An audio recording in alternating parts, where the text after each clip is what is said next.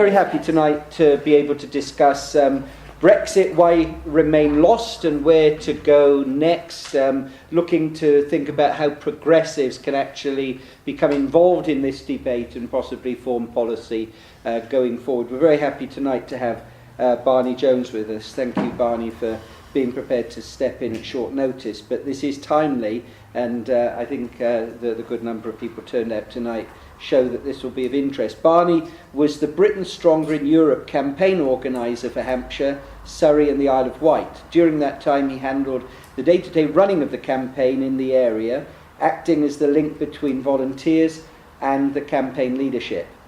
He also ran local community events for interested members of the public, where details of the national campaign were discussed and local strategy drawn up, focusing on the requirements of the area, such things as population density, demographics, etc. He liaised with the local and national press to ensure that the campaign received adequate coverage and spoke at public events and hustings promoting the campaign and outlining its goals. Tonight, Barney's going to share his experience working on the campaign and his considerable knowledge gained from his studies for an MA in European politics and international relations from Maastricht University in the Netherlands. So he's going to talk about the Remain campaign's oversights and weaknesses, and then frame our discussion for what he believes progressives can do now to shape Brexit or whatever it might be. Thank you, Barney. Well, thanks very much for that introduction, Gordon, and Graham. I'm very happy to take the name Gordon. I'd be perfectly happy. Well, just for now, I'm still Graham. Hopefully that will be my last slip of the tongue. No, you were introduced to me as Gordon. It wasn't your fault. Oh, okay. Gordon was the green engine. Blue engine. Was he? Yeah. Okay. I'll be leading this. Don't like answer. Well, thank you very much for that introduction. When I was asked to give this speech a few weeks ago, I was really quite excited to go through a process of therapy, I suppose, because I've been emotionally involved in this, not since the referendum campaign started, but since David Cameron made the Bloomberg speech in January 2013. The very next day, I went and signed up for a master's course in European Studies because I was convinced that the UK's interests lay in continued membership of the European Union. So thank you very much for this opportunity to talk about something I feel very strongly about and have lived for the last 3.5 years. As Graham said, I'm hoping to bring a little bit of left-of-centre insight into why we lost. I think it's much needed, and we haven't seen an awful lot of it, actually, I don't think. But I don't think I have all the answers, and I hope that you'll feel free to jump in with thoughts and questions. To just give you an idea of how I'm going to talk about things, I'm going to start with where I think the campaign was when we started, some of the issues that we faced as the campaign went on, and then hopefully I'm going to frame the debate about where we can go next in a post-Brexit world. Starting off then, where did we go wrong? I think a lot of the factors actually lie long before the referendum vote, and in some ways before we even joined the European Union. I don't think the British psyche fits well with joining a club where we do not make all the rules. And that's what the European steel and coal community was. What's more, we didn't make the rules. We had the French and Charles de Gaulle dictating the rules to us. And we failed to join. I think we tried 3 times before we actually succeeded in joining. So I'm not sure that the European community or the European Union sits well with an awful lot of people in this country, and I don't think we've done an awful lot to tackle that, really. Nobody has banged the drum for Europe in this country, I don't think, since we joined, or perhaps since the referendum in 1975. We have had an absolute barrage of negative press about the European Union, which I think has gone unanswered, and in some ways we are dealing with the consequences now. A Dutch person that I met while I was campaigning in Woking said, I'm very, very worried about what's happening here, because the member state whose population knows least about the European Union is deciding the fate of the European Union. We as a country do not know an awful lot about it, and what we do know is often presented in black and white, and I'd actually argue that an awful lot of the European Union is actually quite grey. A good example of that is, I think, the Common and Agricultural Policy. A lot of you will have heard about the Butter Mountains and the wine lakes and the huge waste of the CAP and the amount of the budget that was set aside for preserving French and Italian rural life.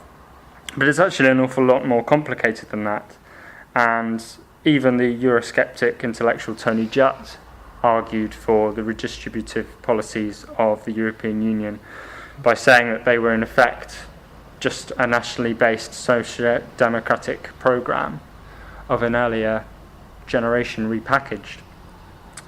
And it was policies like the CAP that lifted the likes of Portugal and Ireland out of the relative poverty of Western Europe, and which large swathes of our nation are still net beneficiaries of. We also in this country, I think, allowed an image of monolithic dictatorial Brussels to develop, and we never seemed to notice that when we obeyed European laws, other member states just paid the fine and broke them. The independently minded member state argument was never really made in the UK, and we never talked about the areas where the UK was leading in Europe and where the UK and its citizens were benefited. If you wanted to know how the UK benefited from the EU, you needed to research it yourself. There was very little information that was easily accessible that really informed people that were interested in looking beyond the black and white arguments. So in a lot of ways, coming into the referendum, I think we were behind. The polls showed that we were in the lead and suggested that we needed to preserve that lead.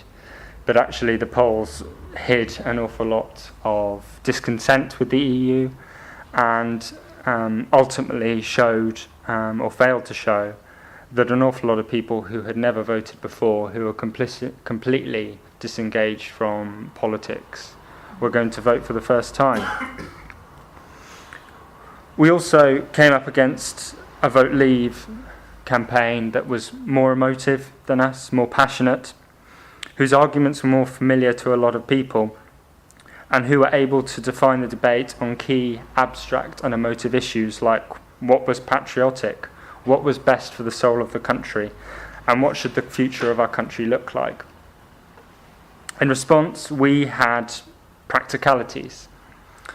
We had a practical argument that was based on economics, the economic benefits of being a member, and we were very quickly dismissed as Project Fear.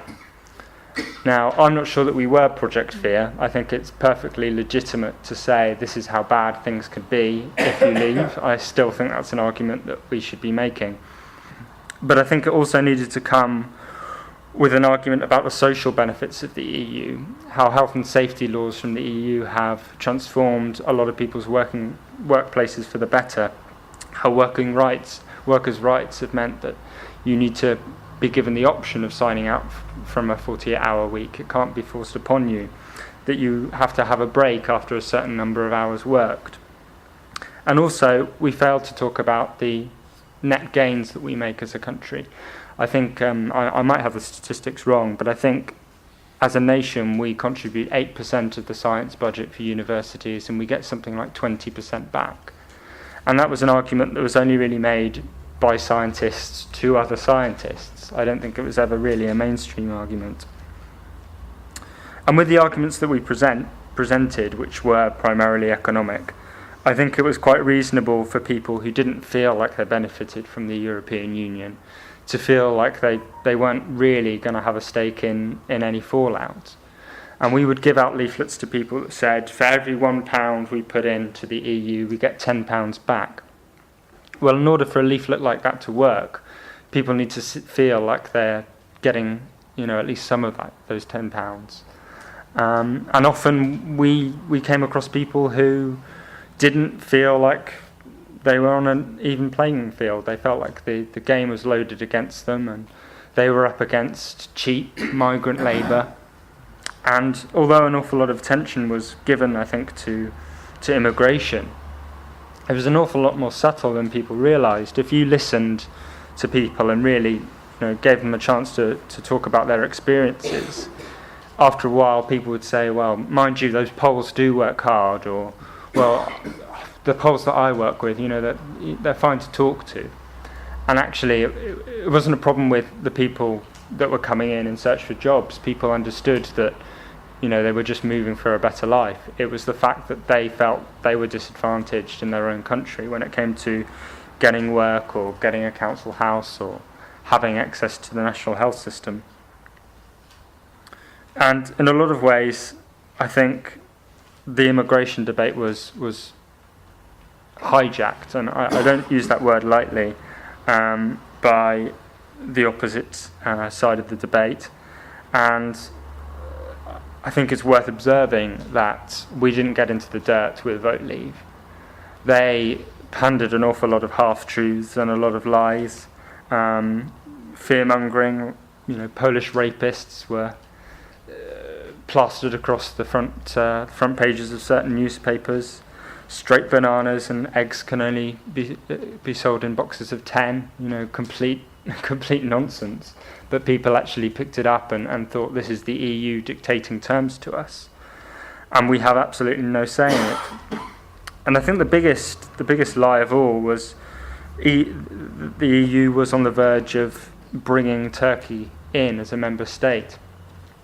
And this is probably one of the best examples of how people in this country don't understand or they don't know much about the EU, because it doesn't really matter what opinion in this country is or opinion in Germany or France.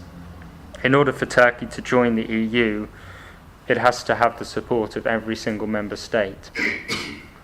Relations between Turkey and Greece are an awful lot better than they used to be, and between the Republic of Cyprus and Turkey. But the point at which Greece will accept Turkish membership of the EU is a long way off, and that was an argument that we failed to make. We in some ways, I think, as a campaign, thought that there were some things that were not worthy of rebutting, and by failing to rebut them, we allowed the lie to take on momentum of its own. So there was something lacking in our campaign strategy for certain, but there was also something lacking in the people that were presenting the arguments. The fault, to a certain extent, lies with the Conservative Party and with Britain Stronger in Europe. But most of the fault, I think, lies at the door of the Labour Party and the Labour Party's leadership, whose air campaign just didn't match up to a reasonably good ground campaign. The reason for this, I think, is the ghost of the Scottish referendum, and I think there are several distinctions that need to be made between the Scottish referendum and the EU referendum. First of all, it's important to say that electoral law states that you must have an official campaign, a single official campaign from which everything else flows, and political parties can have their own separate campaigns, but they must cooperate with the official campaign. So why didn't the Labour Party do this? Well, it was out of concern for not repeating the mistakes of the Scottish referendum. But by the time of this year's referendum, the Scottish Labour vote had already moved to the SNP, and there was very little evidence to suggest that what remained would move to the SNP by us campaigning to keep Scotland and the rest of the UK in the EU. Secondly, the SNP agreed with all the other major parties. The SNP advocated a Remain vote just like any other major political party.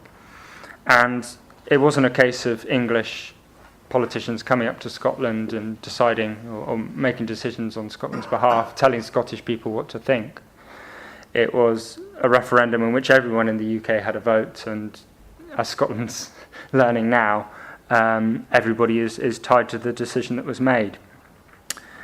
But that was particularly disappointing, I think, for people within Britain Stronger in Europe who desperately wanted a strong Labour Party, who saw that the Conservatives could only carry a certain part of the population. And Britain Stronger in Europe was primarily staffed by Labour Party members and former employees of the Labour Party. And for whatever reason, we saw Jeremy Corbyn as the main reason for the Labour Party not being as it should have been. Now, Jeremy Corbyn obviously is very concerned about not wanting to seem like he's siding with the Tories on many things. But he gave one speech in April in which he didn't use the single first person once. He only used we, he never said I. And people obviously picked up on that. He also disappeared for long periods of time, and the leadership of Britain Stronger in Europe just didn't know where he was some days. And he really was quite fastidious about not appearing with the Tories. That made it quite difficult, I think, for Labour MPs that might otherwise have come out and stood on a platform, because where Corbyn wouldn't go, an awful lot of Labour MPs were too scared to go.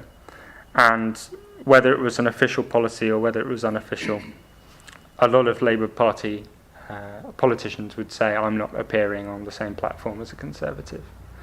And that created a lot of problems, particularly when David Cameron wouldn't let so-called blue-on-blue debates happen, in which a Tory Remainer debated with a Tory Leave advocate. And that was something that didn't happen, I don't think, for the last 2 weeks or so of the campaign.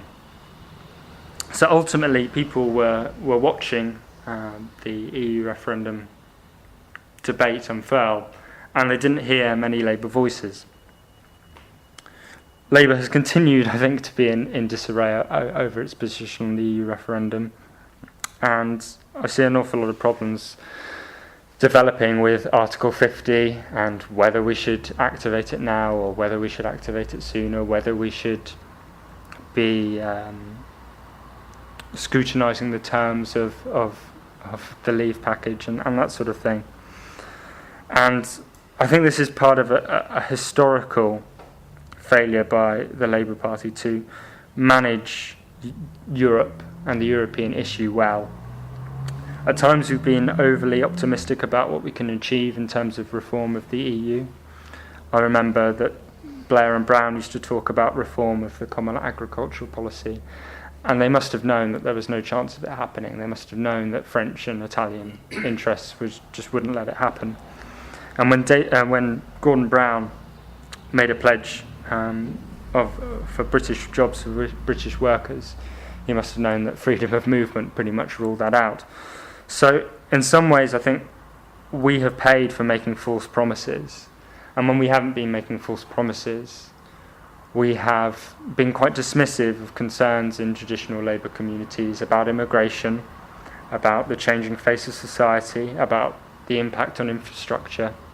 You know, people very much value the NHS, and I think to be dismissive of any concerns about it is very harmful to our nation, not only to the party and to the communities that we seek to represent.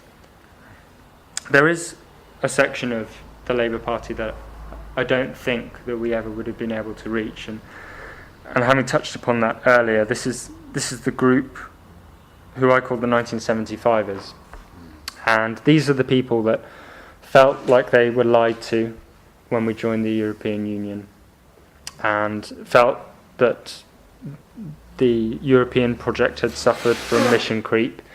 They had voted to join a common market in 1975, and now it was a political project, and the 12 member states that were predominantly wealthy Western European states had now extended to 28.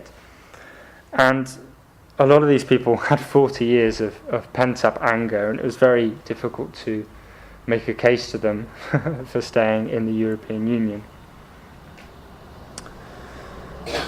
So in a lot of ways, there are an awful lot of problems that we weren't able to tackle in the referendum campaign, and that gives me pause for thought and makes me wonder whether the EU referendum campaign was too brief. Now that seems perhaps like a strange thing to say, but the referendum was held on the back of negotiations that a lot of people in this country thought were insignificant, that a lot of people thought David Cameron had been humiliated over, and a lot of people felt that the European Union had shown itself to be unwilling to reform at a time when it really should have done. There was also the problem with the government. In order to have a good negotiating position, they had to look as if they were prepared to walk away from the EU. And after the negotiation process, a lot of them actually completely turned around and advocated for staying in the EU. So there was the problem with the government, but there was also the problem with vote leaves arguments, and this in a way was something that was beyond our control. And it's the old problem of a lie can make its way around the world while the truth is tying its shoes. The two arguments that come to mind in particular are the £350 million a week for the NHS thing that was splashed across the bus.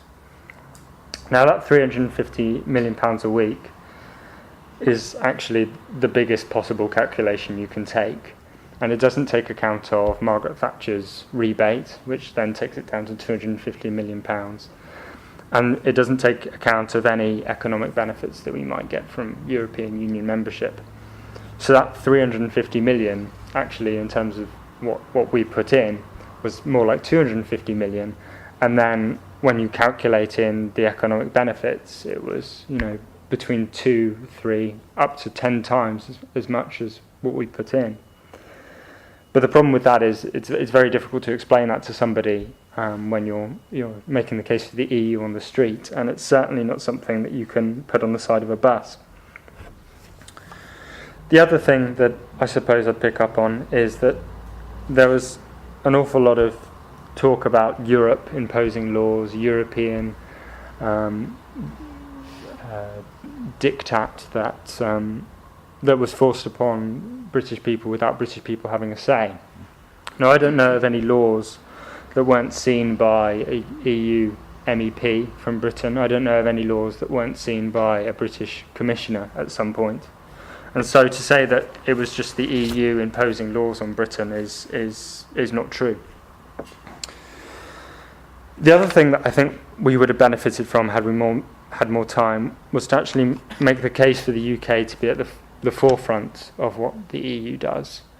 And we are at the forefront of things like energy security, sustainability, and Britons are at the very front of EU efforts to broker a peace deal in the long-running conflicts in Cyprus and between Serbia and Kosovo, and that's something that's often overlooked. So what next for us as a country and for us as a party? I think the most important thing is to say that Brexit hasn't happened yet. People don't seem to have noticed that. People seem to think that an awful lot of the Project Fear stuff has come to nothing. But actually, it may very well be the case that the aftershocks come after we leave. That seems more likely. And just because it's not true now doesn't mean to say that it won't be true sometime. So I think we should certainly guard against complacency in that respect, and without wanting to sound like we're wishing it to happen and that we're proved right in that sense, we do need to warn people that it still might. Second thing I'd say is we need to mend the disconnect that's happened between Britain and the EU, that I think was briefly bridged in the late 90s and early 2000s under Tony Blair, and which began to open up again when David Cameron pulled the Conservative Party out of the European People's Party in 2006. I think the MEPs that will be there until the next election can do something, to bridging that gap. But I think we need to have a plan for negotiations, because any idea that when we go into Brexit negotiations that we're going to be faced with people who have the interests of German car manufacturers or French cheese makers or Italian boot makers, the idea that they're going to be negotiating with us, I think, is very foolish. We're going to be up against people who are just as politically motivated about the European project as the Brexiteers are about leaving it. And I think it's best summed up by Jacek Saryusz-Wolski, who's a Polish MEP, and said the day after the EU referendum vote, "First, we respect. Second, we regret. Third, we offer you the best luck alone, but do not expect that the UK will get privileged treatment from the remaining 27 member states." I think Mr. Saryusz-Wolski is absolutely right. And so we need to work towards a consensus politics in the EU for as long as we have elected members in the European Parliament. And we need to create momentum for what happens after they leave. Another thing to say is that we need to get away from the idea that British interests in the EU are minority interests. An awful lot of Northern European countries share our concerns about immigration, share our concerns about the pot of money, the ever-growing pot of money that the EU budget represents. And so there's a possibility to work with them on particular issues. And I think we should do that. As a party, I think it's perhaps slightly easier. Because we are on the Remain side of the debate, we don't need to be the people that promised a unicorn and are now saying that they only hinted at a pony. We can call out the Vote Leave brigade on the false promises that they've made, and we can, I think, act as a guardian to the people that we want to represent, as long as we come clean about mistakes that we've made in the past. It seems to be quite clear that a vacuum will be created after we leave, and I think that only the Labour Party and UKIP can fill it. I don't think that Tynesiders or people in the Welsh Valleys are suddenly going to become Tory voters because of the Brexit vote. So what can we advocate for as a Labour Party? Well, I think, and this is my personal opinion, that we are moving to an increasingly localised politic. So I think we need to call for more devolution, not only to Scotland and Wales and Northern Ireland, but also to the English regions. And I think we need to address the concerns of working class communities in this country about the NHS, about education, and about housing. But I also think we need to contain it in a rhetoric that shuts out UKIP. I think there is a case to be made for a progressive, patriotic narrative in this country. And I think part of that is owning the immigration conversation, which is probably the hardest thing that we face as a party at the moment. And that starts, in my opinion, with clarifying the areas where we need immigration. Because there are sectors that just would cease to exist in this country if it wasn't for immigration. But rather than talking about them, we need to actually say explicitly what they are. I think there's also a case for trying to reclaim patriotic symbols, not necessarily for us, but for the people. I was 5 years old during Euro 96, and I can remember seeing English flags everywhere during that month. But I can't really remember any other time when the English flag has really been flown without some sort of taboo around it. And I don't see why that can end. I think we also need to talk a little bit about the mistakes that have been made by the Labour Party when it comes to the EU.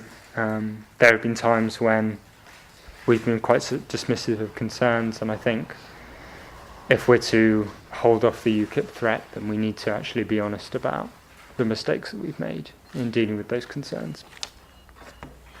So that's how I'd frame any discussion that we were to have about the future, and I welcome people to sort of input and ask me any questions if they've got any.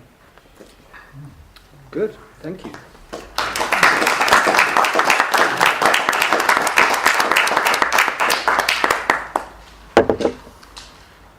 Coffee and tea will be coming around shortly, but